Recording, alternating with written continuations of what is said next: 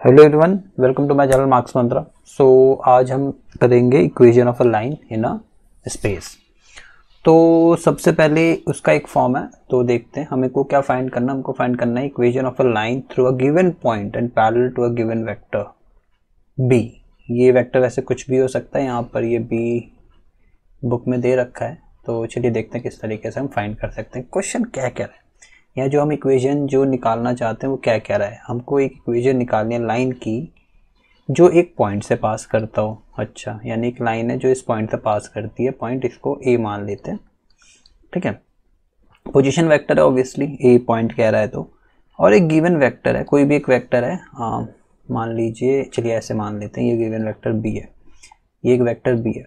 तो हमको एक लाइन ऐसी चाहिए जो इस पॉइंट से पास करता हो और इस वेक्टर के पैरेलल हो। तो ऑब्वियसली आप कैसा बनाएंगे, आप उस लाइन को सिंपली इस तरीके से बना देंगे, क्योंकि आपको दिख रहा है कि ये वाला जो बी है और ये वाली जो लाइन है ये पैरेलल है, और जो लाइन है कहाँ से पास कर रही है, वो पॉइंट ए से पास कर रही है, ठीक है। तो चलिए किस तरीके से हम ये निकाल सकते हैं।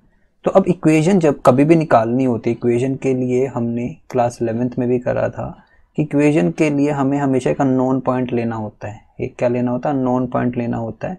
तो मैं उस अननोन पॉइंट को यहाँ पर r मान लेता हूँ, क्योंकि हमारा वेक्टर्स में अगर मैं r पॉइंट ले रहा हूँ उसका मतलब है एक्स आई वाई जे और जेड के, क्योंकि ये हमने 3D स्पेस में ले रखा है। अगर मैं इसको कोऑर्डिनेट फॉर्म में लिखो तो एक्स वाई जेड ऐसे लिख सकते हैं, और ये कुछ भी हो सकता है, 1 2 3 कुछ भी हो सकता है। तो उससे बेटर है आप इसको आर वेक्टर फॉर्म में लिखिए। पर ये वेक्टर है, हमने तो पॉइंट बना रखा है। एक्चुअली हमने इसको लिया है पोजीशन वेक्टर, और पोजीशन वेक्टर हमेशा क्या होते हैं, ऑरिजिन से स्टार्ट होते हैं। अगर मैं इसका वेक्टर फॉर्म बनाऊं तो वो कैसे बनेगा, आप सिंपली इसको यहाँ पर ज्वाइन कर देंगे, ठीक है। ये हमारा ए वेक्टर हो गया, ये जो ए वेक्टर है, ठीक है। और वैसे इसको हम ऐसे पॉइंट लिखेंगे नहीं, वेक्टर है ये, पर पोजीशन वेक्टर है तो हम इसको पॉइंट ऐसे ट्रीट कर सकते हैं हमारी हेल्प के लिए। और ये आपका आर वेक्टर हो गया, तो मैं इसको यहाँ से इरेज कर दूंगा। बट ये हमें बस हेल्प करता है कि किस तरीके से हमको इसको करना चाहिए। बट एक्चुअली डायग्राम ये है, और बी ये है, और जो बी यहाँ पे ये दे रखा है बी ये है। अगर ये इतना बी है तो ये पैरेलल है, तो ऑब्वियसली इतना पोर्शन और इतना पोर्शन, यहाँ से लेकर यहाँ तक, यहाँ से लेकर यहाँ तक क्या लैम्डा भी नहीं होगा, क्योंकि ये तो कोलिनियर हो गया। ये वाला वेक्टर और आपका ये वाला वेक्टर जो मैंने बनाया यहाँ से, ये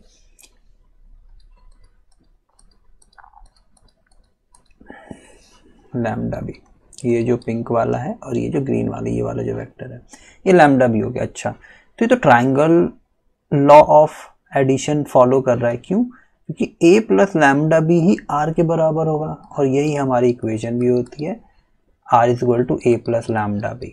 तो आप इसको ध्यान रखिएगा, r is equal to a plus lambda B is the equation of the line, is the equation of line passing through a given point and parallel to a given vector. तो आपको हमेशा ध्यान रखना, कभी भी आपको r is equal to A plus lambda B दिखे तो वो लाइन की इक्वेशन है। ये इसकी वेक्टर फॉर्म है, ये इसकी वेक्टर फॉर्म है। तो ये आपका क्या हो जाएगा, ये हमेशा आप ध्यान रखिएगा ये गिवन पॉइंट होगा, ये आपका गिवन पॉइंट होगा कि जहाँ से पास कर रहा है, या गिवन पासिंग पॉइंट ऐसे कर लीजिए। तो यहाँ से जहाँ से पास कर रहा है, और ये डायरेक्शन गिविंग वेक्टर होगा, और ये जो बी होता है ये क्या होता है आपका हमेशा डायरेक्शन गिविंग वेक्टर, यानी कि लाइन को डायरेक्शन कौन दे रहा है, वेक्टर बी दे रहा है। तो इस तरीके से आप किसी भी लाइन की इक्वेशन निकाल सकते हैं। बट आपको ये याद रखना है कि ये होती है लाइन की equation, R is equal to A plus lambda B. आपको ये डेरिवेशन फॉलो नहीं करना, क्योंकि आपको पता है ना ए प्लस लैम्डा बी, अगर मैं इसको ओ ए लूँ, इसको बी लूँ, इसको सी, हाँ सी तो नहीं ले सकते क्योंकि वो ले रखा है। तो आपको भी पता है कि vector O A plus A B ही ओ बी के बराबर है। ओ बी हमारा आर है, ये ए है, तो ये प्लस लैम्डा भी हो जाएगा। अब यहाँ पे लैम्डा क्यों लगा ये मुझे नहीं पता ना, इसकी लेंथ कितनी है, पर ये दोनों पैरेलल हैं। इतना वेक्टर और ये वाला वेक्टर पैरेलल है, पैरेलल यानी कोलिनियर, कोलिनियर यानी कि अगर ये b है तो इसका लैम्डा टाइम्स होगा, कुछ भी हो सकता है मुझे नहीं पता। तो वही चीज़ है, ये लैम्डा क्या बताता है, लैम्डा बताता है कि लाइन कितनी स्ट्रेच हो रही है, जितना बड़ा लैम्डा होगा उतना बड़ी लाइन हो जाएगी, तो ये चलता चला जाएगा। तो आप इस तरीके से भी सोच सकते हो। तो ये आपकी इक्वेशन ऑफ लाइन होगी जब वो एक पर्टिकुलर पॉइंट यहाँ के वेक्टर ए है, यहाँ से पास कर पैरेलल है किसी एक वेक्टर बी के। तो चलिए, ये तो इसका हो गया वेक्टर फॉर्म। वेक्टर फॉर्म यानी जो वेक्टर की फॉर्म में, अगर मैं इसका कार्टेशियन फॉर्म लूँ, कार्टेशियन फॉर्म मतलब कि जिसमें आई जे के ना आ रहे हों। अब आप कहेंगे आई जे के यहाँ तो आ नहीं रहे, पर आई जे के तो हैं क्योंकि वेक्टर में तो आई जे के होता है। चलिए, तो हम इसको लिखने की कोशिश करते हैं। तो आर को हमने क्या ले रखा है, आर को हमने रखा है x I plus Y J plus Z के। भाई आर यही होता है। ओके, ये किसके बराबर है, ये बराबर है ए प्लस लैम्डा बी के। और आपका ए क्या है, ए को हम लिख सकते हैं x1 y1 z1। तो अगर मैं ए को लिखना चाहूँ, ए को कुछ ना कुछ तो लिख ही सकते हैं ना, कि अगर मैं ए को लिखना चाहूँ कि यहाँ पर x1 ये हो जाएगा x1 y1 z1। मैं अभी इसका एक डायग्राम भी बनाता हूँ एक और। चलिए मैं अब डायग्राम बना देता हूँ। अगर आप देखें यहाँ पर, तो ये कुछ लाइन ऐसे मैंने बनाई है। मैंने ए जो ले रखा है वो ले रखा है x1 y1 और z1, और हमारा r जो है, जो हमारे साथ सब तो ऑरिजिन से आ रहा है, ये हमारा ए हो गया, ये हमारा आर हो गया। और इसका मैंने कोऑर्डिनेट क्या ले रखा है, इसका कोऑर्डिनेट रखा है मैंने एक्स वाई जेड। बी के जो पैरेलल है, बी ऑब्वियसली कोई वेक्टर होगा, बी को मैं ले लूँगा ए आई प्लस बी जे प्लस सी के, कोई तो वेक्टर होगा ना ये, तो हमने वो ए आई बी जे और सी के ले लिया है। ये पॉइंट्स है तो ऑब्वियसली पॉइंट्स की फॉर्म में लिख सकते हैं। तो ये कितना हो जाएगा, ए हमारा हो जाएगा ये वाला वेक्टर एक्स आई x1 आई प्लस y1 जे प्लस z1 के। तो ये हमारा ए वेक्टर हो गया प्लस लैम्डा भी। चलिए, तो हम इसको लैम्डा भी करते हैं, इसको हम हटा देते हैं थोड़ी देर के लिए।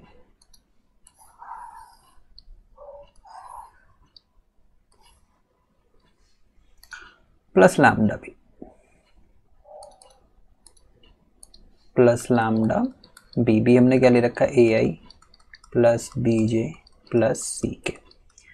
तो अगर आप इनको मल्टीप्लाई वगैरह कर लेंगे तो आपके पास क्या आएगा, X I plus Y J plus Z के, राइट। ये लैम्डा इसके साथ मल्टीप्लाई हो जाएगा, x1 plus lambda A I, y1 plus lambda B J, और यहाँ पर आएगा z1 प्लस लैम्डा सी के। पता कोई कैलकुलेशन करनी है। अब आपको पता दोनों वेक्टर इक्वल है, इसका मतलब क्या हो गया कि x की वैल्यू x1 प्लस लैम्डा ए हो गई, और y की वैल्यू क्या हो गई, y1 प्लस लैम्डा बी हो गई, और z की वैल्यू क्या हो गई, z1 प्लस लैम्डा सी हो गई। अगर आप यहाँ से देखेंगे लैम्डा की वैल्यू क्या हो जाएगी, x माइनस x1 बाय ए, किसकी वैल्यू आएगी, लैम्डा की वैल्यू आएगी। यहाँ से y minus y1 by B भी लैम्डा की वैल्यू आएगी, और यहाँ से भी z minus z1 by C lambda की वैल्यू आएगी। अगर आप तीनों को देखेंगे, तीनों ही लैम्डा के बराबर है, राइट।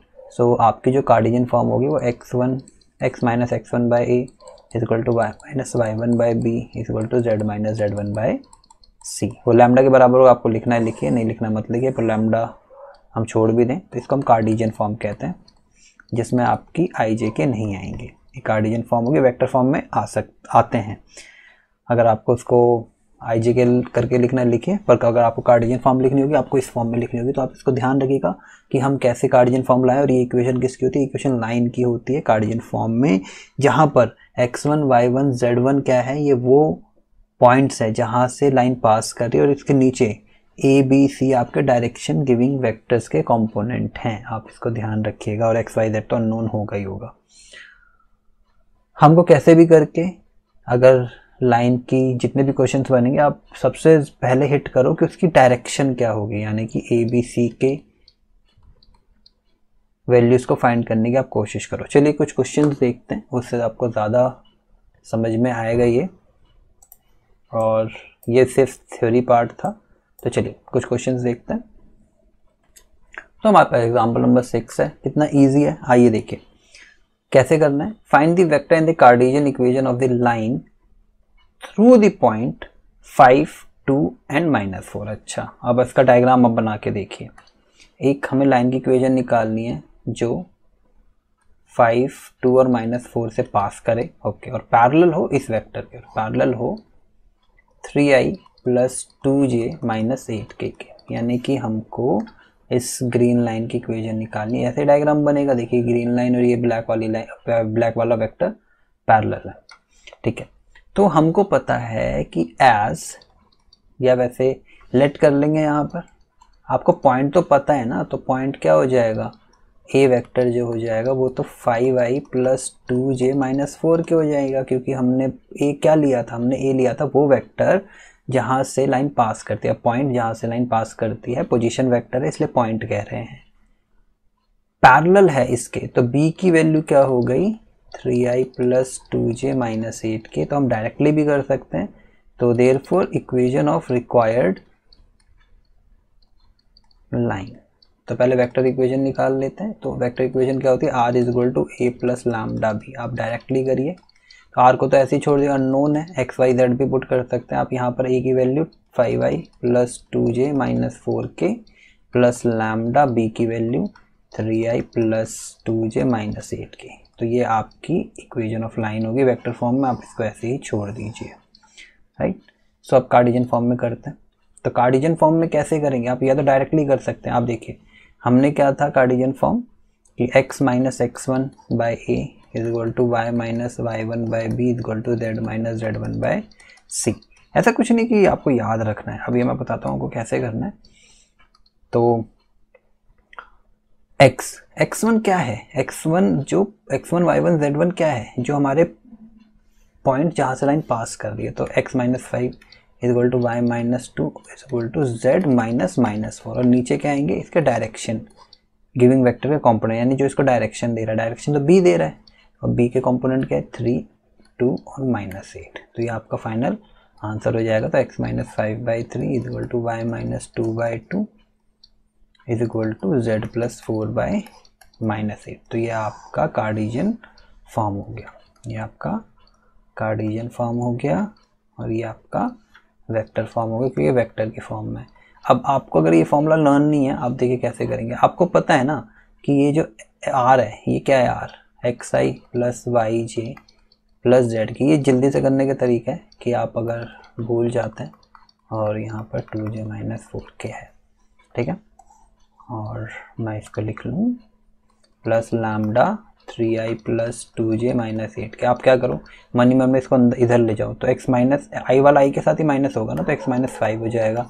और ये बाद में लैम्डा जो हमने डिराइव करा था, लैम्डा ऐसे ही रह गया था, 3 नीचे आ गया तो 3 नीचे आ जाएगा।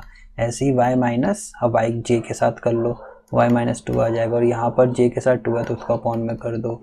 यहाँ पर z है तो z प्लस 4 हो जाएगा, क्योंकि -4 इधर आएगा, और ये जो -8 नीचे आ जाएगा, क्योंकि हमने प्रूफ करा था। अगर आपको फिर से प्रॉब्लम आती है, आप एक बार प्रूफ एक और बार देख सकते हैं कि इस तरीके से हमने कार्टेशियन फॉर्म डिराइव करा था। तो आप इसको जल्दी से ऐसे कर सकते हैं, अगर आप ये वाला फॉर्मूला भूल जाते हैं तो। यस, सबसे अच्छा फॉर्मूला यही है, ये r is equal to a plus lambda B वाला, इस लाइन की इक्वेशन को जल्दी से याद रखने के लिए। और यहाँ से तो हम यहाँ तक जंप कर ही सकते हैं, इसमें तो कोई प्रॉब्लम नहीं होनी चाहिए। आप बस 2-3 क्वेश्चन की प्रैक्टिस करो तो आपको ये आने लगेगा। तो देखिए मैंने आपके लिए बनाया है, इसमें आप, बताता हूँ आपको, ये जो है, ये वाला जो आपको है मरून वाला, ये वेक्टर बी है, ये वेक्टर बी है आपका। और ये पॉइंट जो है वो आपका जो ओरिजिन से आ रहा है, ओबियसली ओरिजिन से आ रहा है, तो ये हम ए पॉइंट ले ले रहे हैं, है ना। और ये हमारी जो येलो वाली इक्वेशन ऑफ लाइन है। तो आप देखेंगे कि ये जो लाइन है ये बी के पैरेलल है, और यहाँ कहाँ से पास कर रही है, इस ब्लैक वाले पॉइंट से पास कर रही है। अगर मैं आपका इसको 3D व्यू दिखाऊँ, ऐसा ज़रूरी नहीं है कि ये एक ही प्लेन में हो, ये वेक्टर बी और ये जो लाइन है वो एक ही प्लेन में हो।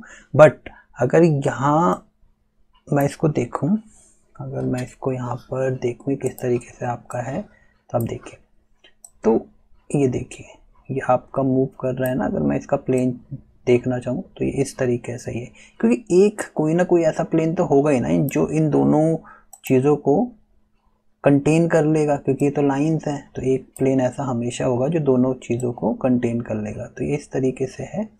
तो आपको देखना है कि आप कैसे भी देखो ये लाइन और ये जो वेक्टर है वो पैरेलल है, और कहाँ से पास कर रहा है, वो ब्लू जो ब्लैक वाला आपका पॉइंट है वहाँ से ये पास कर रहा है। तो इस तरीके से हमने इस येलो वाली लाइन की इक्वेशन फाइंड करी है।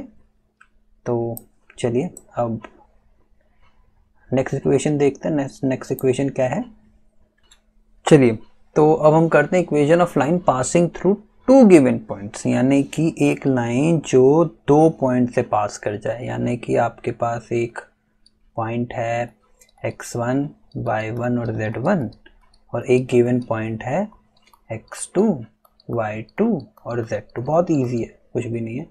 तो हमें एक ऐसी लाइन चाहिए जो यहाँ से पास करे, यानी कि हमको ये ग्रीन वाली लाइन की इक्वेशन चाहिए।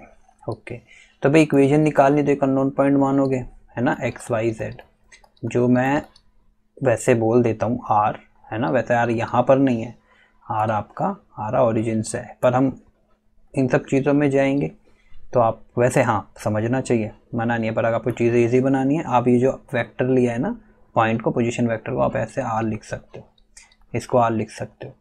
और ये जो x1, y1, z1 है, इसको हम वेक्टर ए ले लेते हैं, और पोजीशन वेक्टर ए, और इसको ले लेते हैं वेक्टर बी। तो अभी हमने देखा था कि जो आर जो इक्वेशन थी लाइन की वो a प्लस लैम्डा भी होती तो यही है। a क्या होता है, जहाँ से लाइन पास कर रही है, और b क्या होता है, उसको जो डायरेक्शन दे रहा है। अब सारी प्रॉब्लम है कि इसको डायरेक्शन कौन दे रहा है, इस ग्रीन वाली लाइन को भी। पॉइंट तो दो है मेरे पास, पॉइंट तो x1, y1, z1 है, x2, y2, z2 है, यानी दो पॉइंट तो है, आप कोई भी पुट कर दो। भाई आर नहीं लेते, आर तो अननोन होता है, ये नोन पॉइंट होने चाहिए। ए जो होता है ना, जो ए प्लस लैम्डा बी में ए होता है, वो नोन होना चाहिए। तो हमारे पास दो पॉइंट, आप दोनों में से कोई भी पुट कर सकते, कोई प्रॉब्लम नहीं है आपको। पर प्रॉब्लम है यहाँ पर बी में। तो मैंने आपको बताया था कि आपको जब भी इक्वेशन ऑफ लाइन लिखनी होगी तो आप हमेशा किसके पीछे पड़ेंगे, डायरेक्शन गिविंग वेक्टर के। तो यहाँ पर डायरेक्शन कैसे पता लगे, हमको तो ये पता है ना कि मैं किसी भी दो पॉइंट को माइनस करता हूँ तो मुझे एक वेक्टर ही मिलता है हमेशा, है ना। मगर यहाँ पे कोई भी दो पॉइंट दे रखे हैं x1, y1, z1, और यहाँ पर दे रखा है x2, y2, z2, जैसे ही मैं इनको माइनस करूँगा, यानी x2 minus x1, x1 minus x2, y2 minus y1 और z2 माइनस z1, जैसे ही मैं इनको माइनस करूँगा तो यहाँ पर i, j और k एक वेक्टर मिल जाएगा मेरे को। वो वेक्टर क्या होगा, ये वेक्टर होगा। तो हम मेरे को डायरेक्शन मिल तो गई, तो जैसे ही माइनस करता हूँ मेरे को वैसे ही डायरेक्शन मिल जाती है। तो आपको क्या करना चाहिए, आपको इन दोनों को माइनस कर देना चाहिए। यहाँ पर आपको इन दोनों को माइनस करते ही मेरे को ये डायरेक्शन फिक्स हो जाएगी। अब उससे कोई फर्क नहीं पड़ता वो जो डायरेक्शन की वेक्टर था बी, वो लाइन पर लाई करे या लाइन से हट के लाई करे, जो हमारा पिछला वाला फिगर भी था। तो जैसे ही मैं दोनों को माइनस करूंगा तो ये हमारा क्या हो जाएगा, बी हो जाएगा। ये हमारा क्या हो जाएगा, मतलब ये वाला बी नहीं, ये डायरेक्शन दे देगा, ठीक है। वैसे मैंने यहाँ पे बी ले लिया है, ठीक है। वैसे आप कुछ भी ले सकते हो, सी भी ले सकते हो। वो वाला बी नहीं रहा, ये वाला बी नहीं रहा, ये तो डायरेक्शन की वेक्टर होता है। तो इस केस में आपको भी पता है कि अगर ये ए है, ये बी है, तो ये वाला पॉइंट क्या होगा, यहाँ से b माइनस ए होगा। ये वाला क्या होगा, b माइनस ए होगा, कि हम लगा सकते हैं यहाँ पर ट्रायंगल इनइक्वालिटी। अगर ये नहीं पता मेरे को x मान लेता हूँ, तो आपको पता है ना a प्लस एक्स क्या होगा, वेक्टर b होगा, तो x की वैल्यू क्या आएगी, b माइनस ए होगी। अगर आपको ऐसे भी नहीं करना, आपको ये तो पता है ना, अगर ये पॉइंट a है, ये पॉइंट b है, तो फाइनल मैंने इनिशियल करते ही b माइनस ए हमारा ये वाला क्या आ जाएगा, वेक्टर आ जाएगा। तो खैर मैंने ये ज़्यादा एक्सप्लेन कर दिया। तो हम इक्वेशन निकालते हैं। तो इक्वेशन क्या होगी, इक्वेशन अभी ये नहीं होगी, इक्वेशन होगी r इक्वल टू, तो r इक्वल टू पहला जहाँ से पास कर रहा है, कोई भी ले सकता, आप यही ले लो स्टैंडर्ड फॉर्म रखने के लिए, प्लस लैम्डा, डायरेक्शन देनी है। डायरेक्शन कैसे होगी, डायरेक्शन तो b माइनस ए हो गई अब।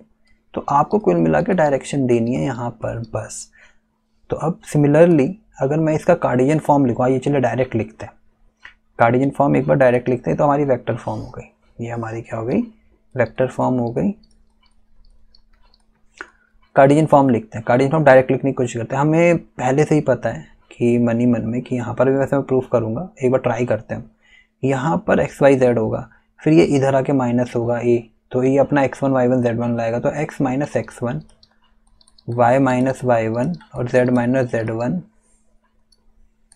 तो ऊपर वाली चीज़ें होंगी, नीचे इसकी डायरेक्शंस के रेशियो होंगे। डायरेक्शन कौन दे रहा है, ये दे रहा है। इसका x का कोऑर्डिनेट का जो डायरेक्शन की वेक्टर होगा उसका कंपोनेंट क्या होगा, वो होगा x2 माइनस x1, यहाँ पे y2 माइनस y1 और यहाँ पे z2 माइनस z1। आइए करते हैं। तो ये हमारी क्या हो गई, ये हमारी हो गई कार्टेशियन फॉर्म। आपको इतनी जल्दी करने आना चाहिए ये कार्टेशियन फॉर्म। आइए चलिए डिराइव कर लेते। एक बार आप डिराइव करेंगे ना खुद तो आपको समझ में आने लगेगा किस तरीके से मैं ये कर रहा हूँ। खैर ये प्रूफ वगैरह नहीं आते, बस ये आपके नॉलेज के लिए बताया जा रहा है कि किस तरीके से इक्वेशन निकलती है। तो चलिए इसकी कार्टेशियन फॉर्म डिराइव करते हैं। तो हमें पता है कि r की value a plus lambda b minus c है, ठीक है, यानी कि r equal to a plus lambda b minus c तब होगी जब ये 2 पॉइंट से पास कर रहा होगा। आपको इसके फॉर्मूला लर्न करने की ज़रूरत नहीं है, अभी हम क्वेश्चन करते हैं, आपको पता लग जाएगा। तो आइए करते हैं। तो xi plus Y J plus Z के यहाँ से आ रहा होगा क्योंकि r की वैल्यू यही होती है।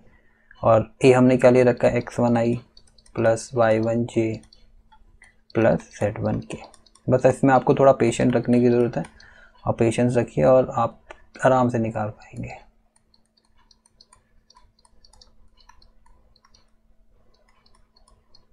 माइनस, तो ये तो पहला वाला वेक्टर हुआ, बी वेक्टर मैंने लिखा है यहाँ पर, फिर ए वेक्टर फिर से x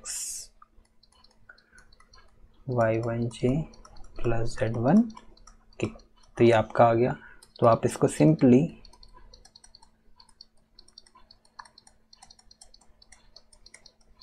यहाँ से क्या आ जाएगा, अगर कॉमन लेंगे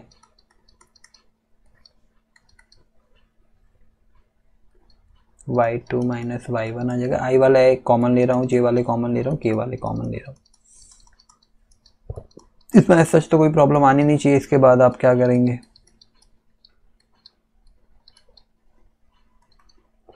हाँ ये थोड़ा सा अभी लेंदी लग रहा है बट आप जब इसकी थोड़ी सी प्रैक्टिस कर लेंगे ना ये आपको बहुत इजीली हो जाएगा। और ये बहुत इजी टॉपिक भी है, इसमें कुछ है नहीं।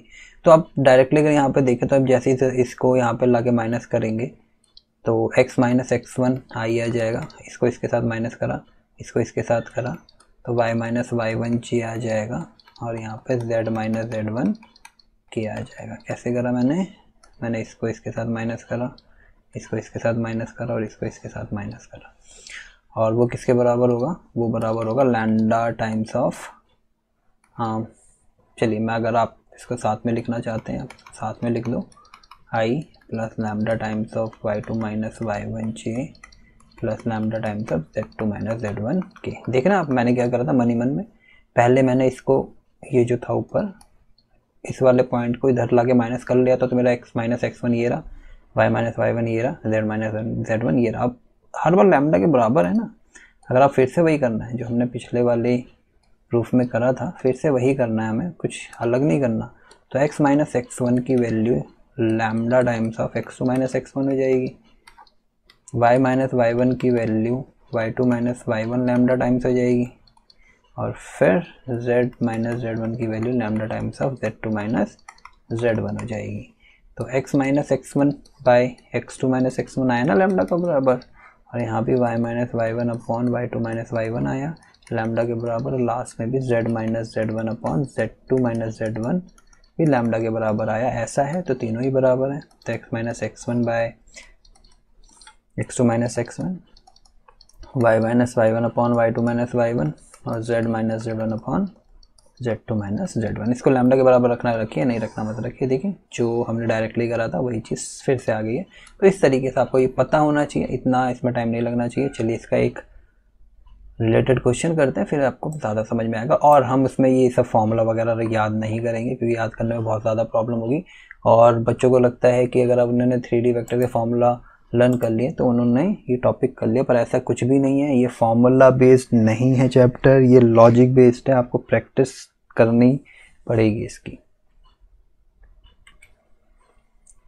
तो चलिए कुछ एग्जाम्पल नंबर 7 करते हैं। अब आपको इतना प्रॉब्लम लेने की ज़रूरत नहीं है। आप इधर देखिए, find the vector equation of the line passing through 2 points.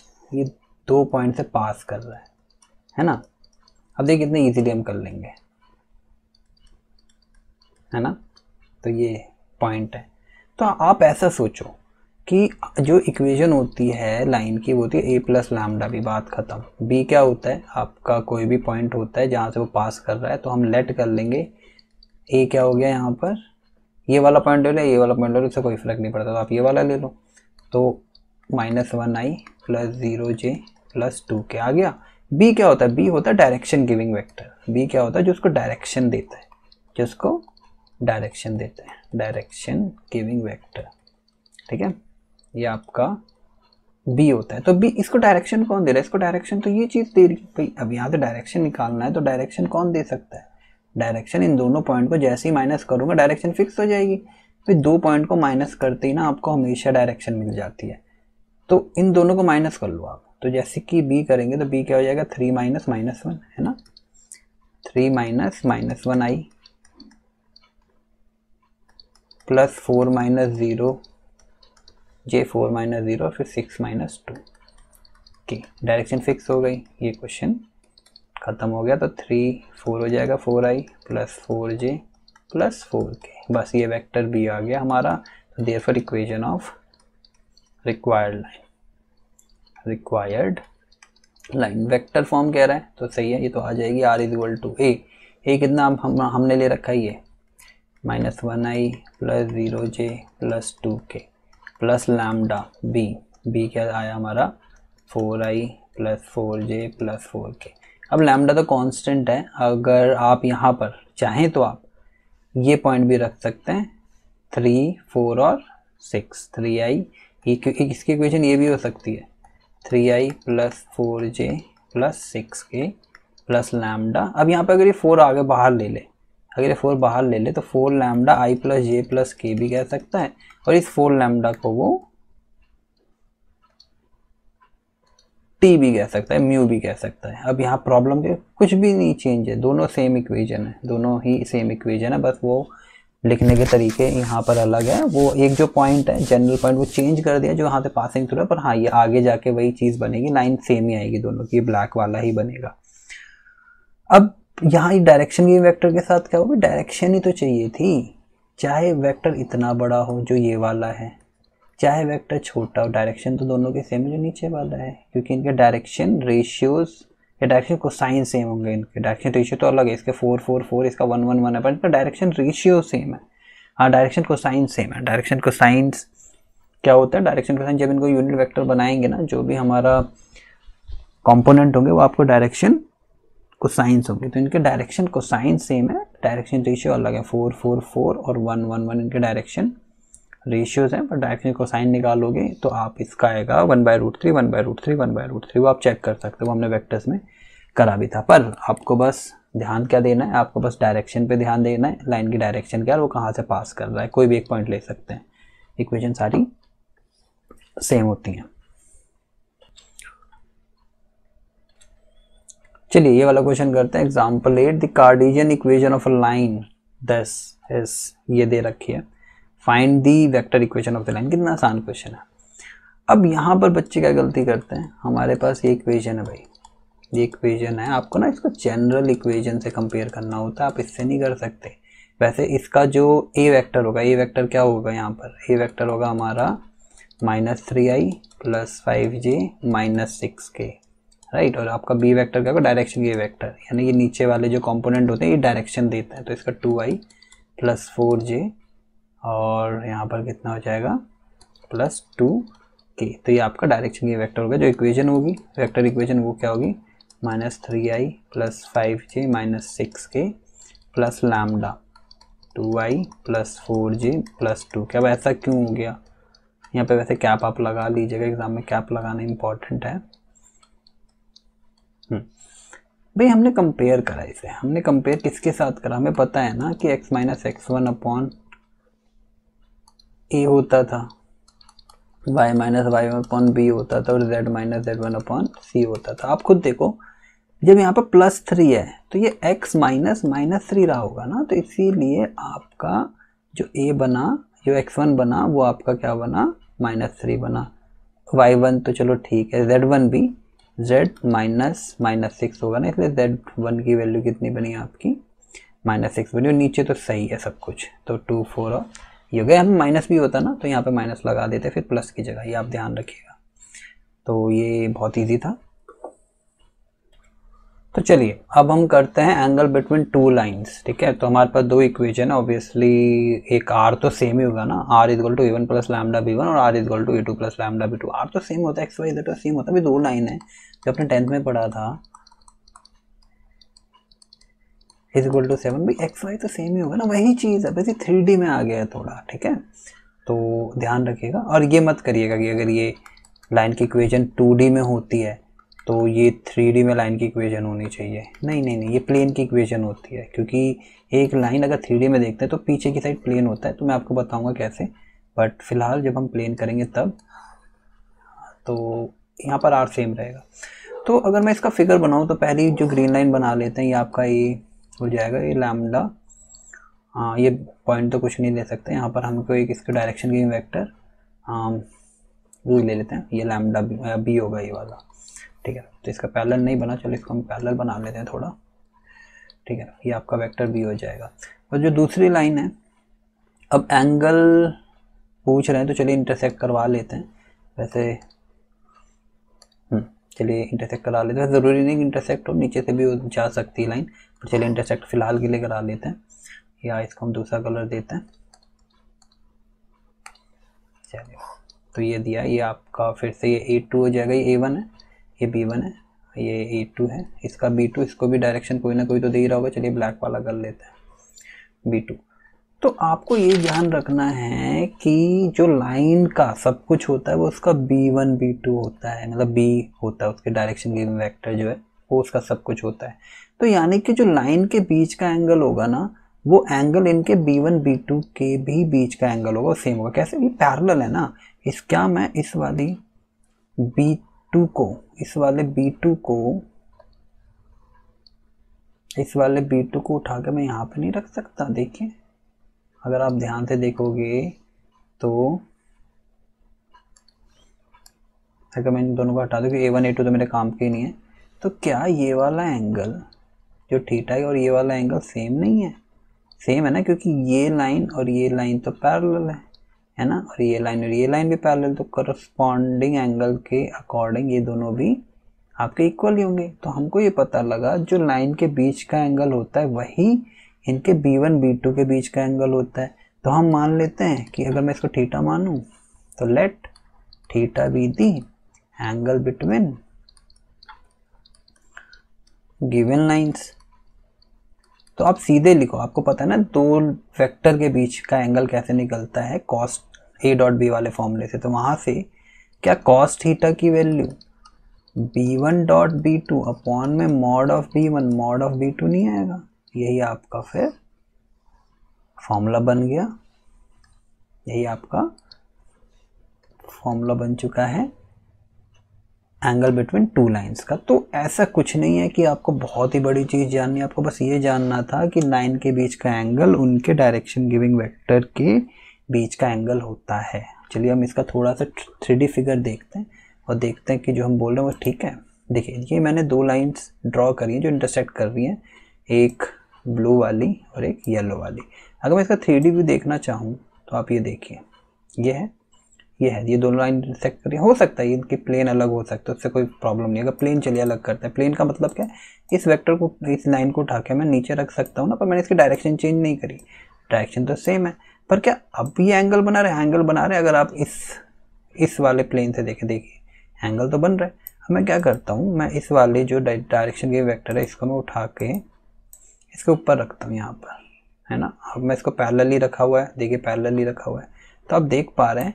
तो जो इनके B1 B2 का एंगल है वही आपका क्या है, इनके बीच का एंगल है। तो हम इसको फिर से ऐसे देख सकते हैं, देखिए है ना, दोनों सेम ही आएगा अगर इस प्लेन से देखा जाए तो, क्योंकि ये ऐसा प्लेन है जो इन दोनों को कंटेन कर ले रहा है। तो आपका ये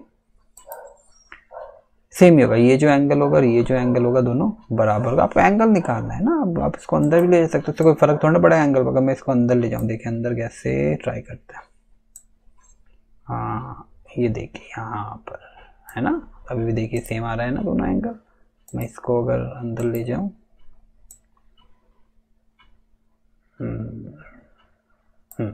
देखिए सेम हो गया ना, दोनों के शायद प्लेन सेम हो गए, देखते हैं। अच्छा ये नहीं हुआ है ना, वो आपको करना पड़ेगा, तो पर ये हो जाएगा।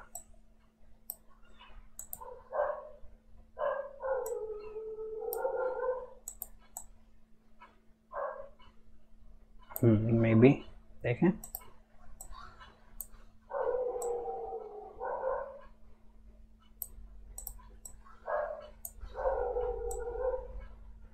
तो इस तरीके से आपको करना पड़ेगा। पर हाँ इनके प्लेन सेम हो जाएंगे, वो यहाँ से हो नहीं पा रहा। बट यस अगर आप इसका 2D भी देखें तो आपका ये जो एंगल होगा, हाँ ये वाला जो एंगल होगा, ये वाला जो एंगल होगा,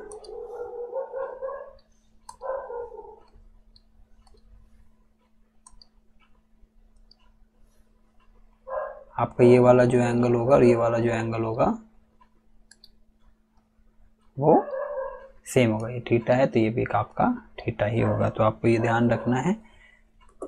चलिए तो कुछ क्वेश्चंस करते हैं इसके, तो चलिए करते हैं। वैसे ये जो टॉपिक है, ये जो एंगल बिटवीन टू लाइंस आ नहीं रहा इस बार, पर ये कोई इतना बड़ा टॉपिक नहीं है जो स्किप कर दें, और एक छोटा सा कंसेप्ट है, मुश्किल से 2-3 मिनट का। तो आपको पता है कि लाइन के बीच का एंगल उनके B1 और B2 के बीच का एंगल होगा। तो यहाँ पे हियर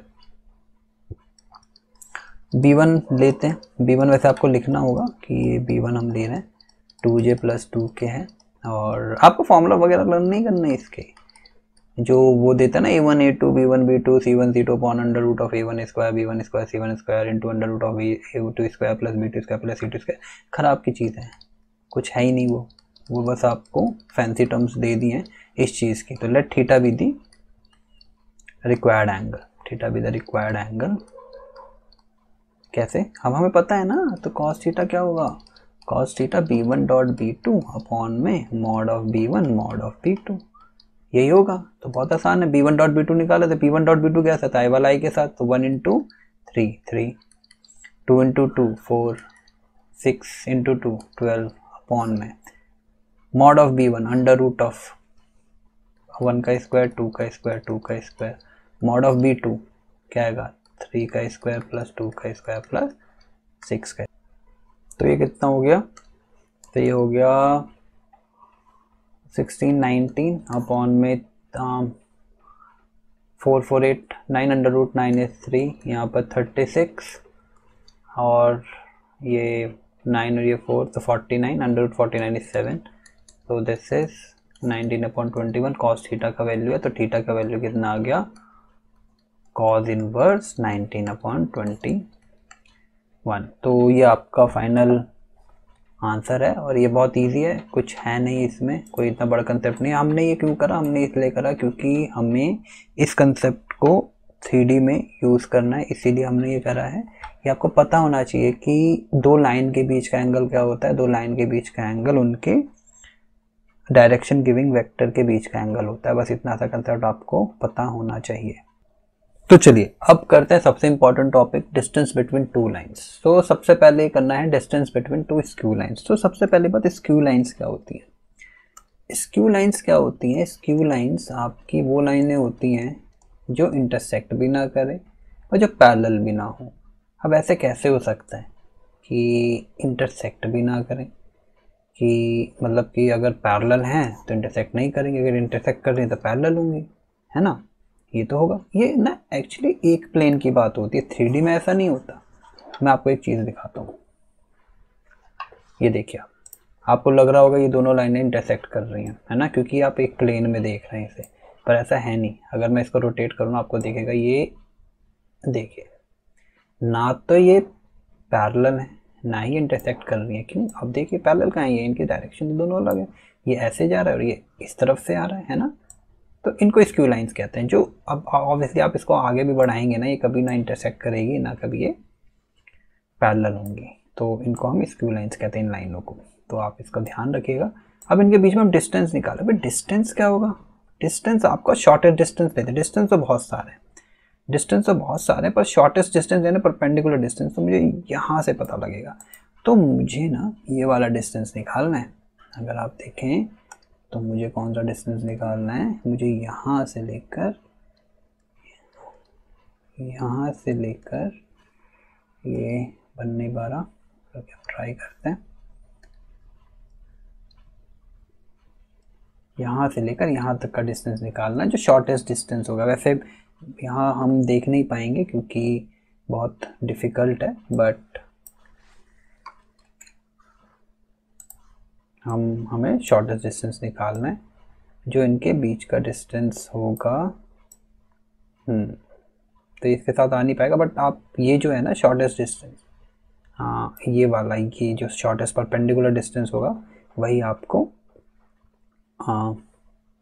शॉर्टर डिस्टेंस होगा। तो चलिए उसका फॉर्मूला देखते हैं हम। इसका जो प्रूफ है वो हम दूसरी वीडियो में करेंगे, बट फिलहाल हम डायरेक्टली फॉर्मूला देखते हैं कि डिस्टेंस शॉर्टेस्ट डिस्टेंस का क्या फॉर्मूला होता है स्क्यू लाइंस में। तो हमारे पास ऑब्वियसली दो लाइंस हैं, तो एक की equation a1 plus lambda b1 ही होगी, है ना, और एक की equation r2 equal to a2 plus lambda b2 होगी। ये तो ऑब्वियसली लाइन की इक्वेशन हो सकती है कुछ भी। तो जो शॉर्टेस्ट डिस्टेंस होता है, जो shortest distance between skew lines है, वो क्या होता है आप ये याद रखेंगे, a2 minus a1 dot b1 cross b2 upon में mod of b1 cross b2। ठीक है, अब इसका आप बाहर मॉड लगा सकते हैं, पॉजिटिव चीज़ चाहिए हमें, तो आपका ये शॉर्टेस्ट डिस्टेंस का फॉर्मूला होता है। बेसिकली ये प्रोजेक्शन है a2 माइनस a1 का b1 क्रॉस b2 पर, वो हम प्रूफ करेंगे जब हम प्रूफ करेंगे दूसरी वीडियो में। चलिए, तो इसके लिए क्या करना होगा, पहले सबसे आप a1 b1 क्रॉस b2 निकालो, उसको अलग हटाओ, a2 माइनस a1 निकालो, उसको अलग हटाओ, दोनों का प्रोडक्ट लो, फिर नीचे mod of b1 cross b2 ले लेंगे, तो ये हमारा डिस्टेंस बिटवीन स्क्यू लाइन्स हो जाएगा। अब करते हैं डिस्टेंस बिटवीन पैरेलल लाइन्स। अब करेंगे डिस्टेंस बिटवीन पैरेलल लाइन्स, ये दूसरी चीज़ है। तो फिर दोनों इनके क्वेश्चन एक साथ हम कर लेंगे तो हमारे टॉपिक कवर हो जाएगा। तो अब पैरेलल लाइन्स में डिस्टेंस का, कोई पैरेलल लाइन्स है, दो पैरेलल लाइन्स है, तो ऑब्वियसली पैरेलल लाइन्स है तो उनका बी तो सेम होने वाला है, उनका बी तो सेम होने वाला है, क्योंकि पैरेलल में इसका भी आपको 3D फिगर दिखाता हूँ। तो इसका जो फॉर्मूला होता है वो होता है आपका, याद रखिएगा, a2 माइनस a1 क्रॉस आ जाता है यहाँ पर क्रॉस b, क्योंकि एक ही वेक्टर है, और अपॉन में मॉड ऑफ b, और यहाँ पर आप एक मॉडुलस लगा लेंगे ताकि आपका जो वैल्यू आए वो पॉजिटिव आए। तो आपको इस तरीके से याद रखना है, बहुत इजी होगा। चलिए पैरेलल लाइंस वाला हम डायग्राम देखते हैं। तो देखिए ये दो पैरेलल लाइंस है आपके पास, तो ये एक पर्पल और ये रेड वाला। तो देखते हैं, अगर इसका हम 3D व्यू देखें, देखिए है ना, तो ये आपका पैरेलल लाइंस है। हाँ, हो सकता है ये सेम प्लेन में ना हो, ठीक है, पर हम हमेशा इसको देख सकते हैं।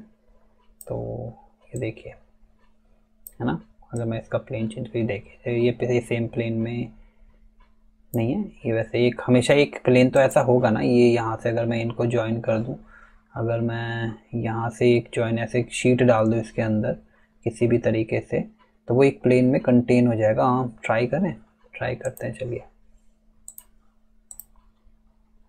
तो हम एक प्लेन ऐसा बनाना चाह रहे हैं जो इन दोनों को कंटेन कर ले, हार्ड होगा। चलिए देखते हैं कैसे हो सकता है, यानी कि हमने एक लाइन पर इस पे रखा है ना, और इसको थोड़ा सा रोटेट करने की कोशिश करें, तो हाँ देखिए एक प्लेन ऐसा है ना जिसने इन दोनों को कंटेन कर लिया है। वैसे क्या आप ऐसे सोच सकते हैं कि इस तरीके से है, मैं इसका देखें इसका 3D व्यू क्या कंटेन हो पाया, पर हाँ एक प्लेन, हाँ देखिए देखिए है ना, तो ये एक ऐसा प्लेन है जिसने इन दोनों को कंटेन कर लिया है। तो लाइन को एक ना एक प्लेन तो हमेशा कंटेन करेगा ही करेगा। अगर ये पैरेलल है तो दोनों को कर लेगा, अगर पैरेलल नहीं होता स्क्यू लाइंस होता तो वो कंटेन नहीं कर पाता, है ना, कंटेन कर लिया ना इस ब्लैक वाले ने इन दोनों को, तो ऐसा हम सोच सकते हैं। चलिए कुछ क्वेश्चंस करते हैं। तो चलिए हम सबसे हार्ड क्वेश्चन ले लेते हैं। Find the shortest distance between the line whose vector equation are given. अब ऐसी वेक्टर इक्वेशन दे दी, अब ये कोई वेक्टर इक्वेशन तो है नहीं, ये स्टैंडर्ड फॉर्म में नहीं है, वेक्टर इक्वेशन तो है पर ये स्टैंडर्ड फॉर्म में नहीं। तो पहली वाली इक्वेशन हम स्टैंडर्ड फॉर्म में लिखने की कोशिश करते हैं। भी स्टैंडर्ड फॉर्म होती है, स्टैंडर्ड फॉर्म होती है R equal to A plus lambda B, ठीक है। तो इसका मतलब है ये जो इसने कॉमन लिया, ये आई अंदर रहा होगा, तो ये 1i माइनस टी आई हो गया होगा, ठीक है, 1i लिख लेता हूँ, ये टी जे माइनस 2j रहा होगा, है ना, और ये 3k माइनस 2tk रहा होगा। ठीक है, आपको पता है ना r is equal to a plus constant यानी लैम्डा b होता है, यानी यहाँ पर लैम्डा की जगह उसने t दिया है ना, तो हर जगह t आ रहा है, तो हम इसको 1i minus 2j plus 3k लिख सकते हैं। Very good. यहाँ पर हम क्या t कॉमन नहीं ले सकते? जैसे t कॉमन लेंगे माइनस आई, यहाँ पर प्लस j और यहाँ पर माइनस 2k आएगा, है ना। देखिए अब आ गया ना a प्लस लैम्डा b के फॉर्म में, तो ये आपका a1 हो गया, ये आपका b1 हो गया। ऐसे ही जैसे ही हम ये इक्वेशन 1 हो गई हमारी, है ना, इक्वेशन 1 ले लेते हैं। इसके बाद हम सेकंड को हिट करते हैं, यहाँ पर भी ये ओपन करेंगे तो एस आई प्लस 1i, बस थोड़ा सा ध्यान रखिएगा, 2sj minus 1j minus 2sk, और ये माइनस ही आ जाएगा, माइनस अंदर से जाएगा ना तो माइनस के आएगा। ठीक है, बाकी सब कुछ ठीक लगता है। तो इसके बाद हम जो गिवन पॉइंट है यानी जहाँ से लाइन पास करी वो है 1i माइनस 1j माइनस के, है ना। और यहाँ पर s हम कॉमन ले लेंगे, जो हमारा इसकी जगह लैम्डा की जगह आ चुका है, s उसने यूज़ करा है, वो कुछ भी कोई भी कांस्टेंट यूज़ कर सकते हैं। तो i बचेगा, यहाँ से करेंगे तो 2j बचेगा, और यहाँ से करेंगे मतलब 2k बचेगा। तो ये आपका फाइनली आ चुका है। एक बार आप चेक कर लीजिए सब कुछ ठीक लग रहा है। हाँ, सब कुछ ठीक लग रहा है, तो ठीक है।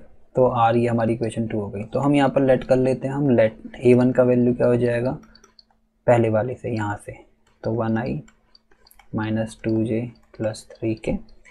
a2 का वैल्यू अब आप ना a2 ऊपर रखिए, आपको फ़ायदा होगा, a2, है ना, क्योंकि a2 माइनस a1 फॉर्मूले में होता है ना, तो a2 ये हो गया यहाँ पर। हाँ, 1i माइनस j माइनस के ये आ गया, और b2 यहाँ पर क्या हो जाएगा, b2 इसके लिए हो जाएगा ये वाला i plus 2j minus 2k, और यहाँ पर b1 क्या हो जाएगा ये वाला, तो minus i plus j minus 2k। तो ये आपका a1 a2 b1 b2 आ गया। वैसे आपको जैसे करना वैसे करो, उससे कोई फ़र्क नहीं पड़ता। तो देयरफॉर हमें को पता है ना स्क्यू लाइन से, स्क्यू लाइन कैसे पता लगेगा कि स्क्यू लाइन है पैरेलल लाइन से?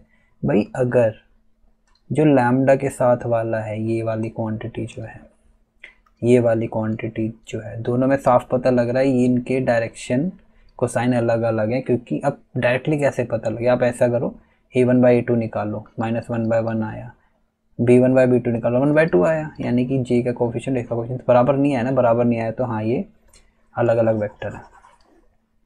तो अलग अलग वेक्टर है यानी स्क्यू लाइंस है, क्योंकि पैरेलल होते तो ये दोनों सेम होते, सेम प्रोपोर्शन में होते, पर ऐसा हुआ नहीं, तो स्क्यू लाइन है। तो हम स्क्यू लाइन वाला फॉर्मूला लगाएंगे, देयरफॉर रिक्वायर्ड डिस्टेंस वो कितना आता है, वो होता है a2 minus a1 dot b1 cross b2 upon में mod of b1 cross b2। अब ये प्रॉब्लम है थोड़ी सी, भाई सारी चीज़ें नहीं पता, तो आपकी शीट तो बहुत बड़ी है, तो आप थोड़ा साइड में आ जाओ और यहाँ पर चीज़ों को निकाल लेते हैं।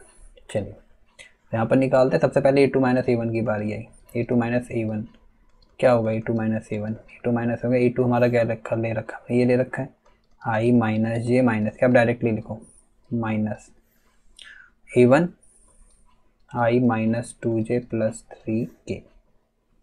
हम इसको छोटा कर लेते हैं, प्लस 3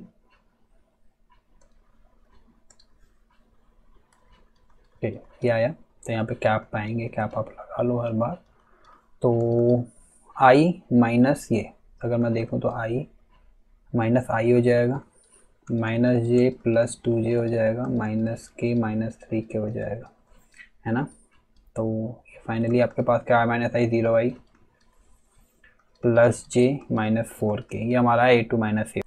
तो चलिए b1 क्रॉस b2 निकाल लेते हैं फटाफट। तो b1 क्रॉस b2 हम कैसे निकालते हैं, डिटर्मिनेंट मेथड से। तो यहाँ पर i j k, b1 का वेक्टर पहला क्या है, माइनस 1 2 नहीं है, b1 माइनस 1 1 और माइनस 2, फिर b2 1 2 माइनस 2। तो फटाफट इसको कर लेते। तो i ये गया तो माइनस 2 माइनस माइनस प्लस हो जाएगा ये, और माइनस j, फिर ये जाएगा तो 2 और प्लस 2, फिर k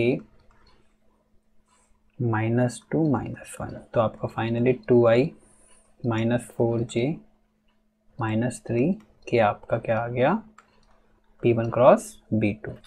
तो b1 क्रॉस b2 भी मिल गया, तो इसका मॉड भी निकाल लेते हैं। Mod of b1 cross b2 वो कितना होगा, अंडर रूट ऑफ 2 का स्क्वायर प्लस 4 का स्क्वायर प्लस 3 का स्क्वायर, तो कितना आ जाएगा वो 4 + 16 + 9, तो 13 और ये 16 29, तो रूट 29। तो आप डायरेक्टली वैल्यू पुट कर दो। a2 - a1 का वैल्यू कितना आया 0i plus j -4k dot b2 cross b1 cross b2 2i -4j -3k और अपॉन में यहाँ पे हम मॉड लगा लेते हैं, नेगेटिव आएगा तो पॉजिटिव हो जाएगा, अंडर रूट 29। तो 0 i को i के साथ 0 आएगा, इसको इसके साथ -4 आएगा, इसको इसके साथ +12 आएगा, अपॉन में 29, तो पॉजिटिव भी आ रहा है 8 अपॉन में रूट 29 आपका डिस्टेंस हो गया, जो रिक्वायर्ड डिस्टेंस है। ये हमारा फाइनल आंसर हो गया। इसी तरीके से पैरेलल लाइन्स वाला भी कर सकते हो, बस आपको बस यहाँ पर क्रॉस प्रोडक्ट निकालना, आपको बस फॉर्मूला यूज़ करना है, उसमें कुछ भी नहीं है, बहुत ज़्यादा ईजी है। अगर आप चाहते हैं क्वेश्चन करना तो आइए कर लेते हैं। तो चलिए हमारे पास ये दो लाइनें हैं, पहले अपने देखना है कि पैरेलल हैं या नहीं है। इसको वैसे और डिफ़िकल्ट बनाने के लिए चलिए मैं इसको क्या कर देता हूँ, इसको 4 बना देता हूँ, इसको 6 बना देता हूँ और इसको 12 बना देता हूँ, ठीक है। तो ये ज़्यादा बेटर क्वेश्चन है। अब ऐसा क्वेश्चन आपको देखने को मिल सकता है। अब आप देखेंगे कि क्या ये पैरेलल हैं, तो आप देखोगे कि हाँ ये पैरेलल है। तो 2 4 3 6 और 6 दोनों में 2 का रेशियो आप हमेशा चेक करने के लिए ना ऐसे निकाला करो। 2/4 देखो, 3/6 देखो, 6/12 देखो, क्या हर बार ये 1/2 आएगा? हाँ ये 1/2 आ रहा है, तो ये पैरेलल है। अब प्रॉब्लम है कि बी क्या लेंगे, क्योंकि फॉर्मूला के अकॉर्डिंग जो आपका डिस्टेंस होता है a2 - a1 क्रॉस b2 या b, सिर्फ b लेते हैं यहाँ पर। चलिए हम b ले लेते हैं सिर्फ, वैसे आप कुछ भी ले सकते हो क्योंकि एक ही है, दोनों बी सेम है। अब यहाँ पे सेम तो लग नहीं रहा आपको, तो आप लोगे कौन सा, बी, मॉड ऑफ बी, ये आपका फॉर्मूला होता है ना। तो आप यहाँ पे लिखो लेट a1 तो वही होगा i + 2j - 4k, है ना। और यहाँ पे कैप लगा लीजिएगा, और a2 जो आपका होगा वो कितना होगा, या वेक्टर भी लगेगा, a2 3i + 3j - 5k होगा। पर यहाँ पर b लेना है, b क्या होगा, b आप कोई भी ले लो, तो आप छोटा वाला ले लो, ज़्यादा बेटर रहेगा b आपका, क्योंकि उससे कोई फ़र्क नहीं पड़ता। जैसे मैं यहाँ से 2 कॉमन लूँगा वो 2 में हो जाएगा, ऊपर बन जाएगा वो, है ना। तो आप b लो 2i + 3j - 6। मेरा ये कहने का मतलब है हमारे पास ये है ना म्यू है बाहर, यहाँ तो कुछ है ही आगे। यहाँ पे जैसे हम 2 कॉमन लेंगे तो ये 2i + 3j + 6 के बन जाएगा ना, ये वाला पार्ट, है ना। और यहाँ पे ये मिलकर कुछ एक और दे देगा, टी दे देगा, है ना। इन दोनों को टी ले लेंगे तो कुल मिला के आपका भी यही है जो डायरेक्शन दे रहा है। तो आप इस तरीके से ऐसा सोच सकते हो। खैर, तो बस अब क्या निकालना, हमको वैल्यूज़ निकालनी है। तो a2 - a1 यहाँ, a2 - a1 कितना हो जाएगा आपका, a2 - a1 हो जाएगा आपका, डायरेक्ट करते हैं, 3 - 1 2i, 3 माइनस ये तो +j और -5 माइनस, तो ये माइनस क्या आएगा, ये आपका a2 - a1 आया, तो ठीक है। और हमें b दे रखा, तो हमको क्या निकालना, हमें निकालना है a2 - a1 क्रॉस b निकालना है ना। तो यानी कि आपको 2i + j - k cross b, b कितना है 2i + 3j + 6 के निकालना होगा। तो क्रॉस प्रोडक्ट तो आपका i j k करके आएगा। वैसे यहाँ पर आपका मॉड होना चाहिए क्योंकि ये भी एक मॉडुलस ही देगा। तो यहाँ पर आएगा 2 1 -1, इसका हमने कोएफिशिएंट लिख लिया, यहाँ पे भी स्केलर्स लिख लेंगे इसके 2 3 और 6, और इसको सॉल्व करते हैं।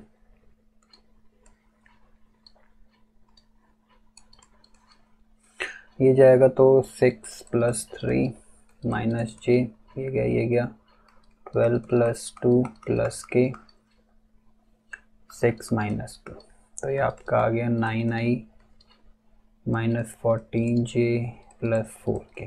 तो ये आपका ये आ गया यहाँ पर। तो आप डायरेक्टली यहाँ पर लिख सकते हैं। तो टी की वैल्यू क्या है, modulus of 9i minus 4j plus 4k upon में mod of b. Mod of b कितना आएगा, मॉड ऑफ बी, बी ये रहा, 2 का स्क्वायर, 3 का स्क्वायर, 6 का स्क्वायर, 36, 40, 49, 7, तो नीचे तो 7 आया। और यहाँ पर इसका मॉडुलस करेंगे 9 का स्क्वायर, 14 का स्क्वायर, 4 का स्क्वायर, तो कितना हो गया 81, 289 और 16 ऑन में 7। ये 7 तो अंडर रूट से बाहर आ चुका है, तो आप इसको कैलकुलेट कर दो।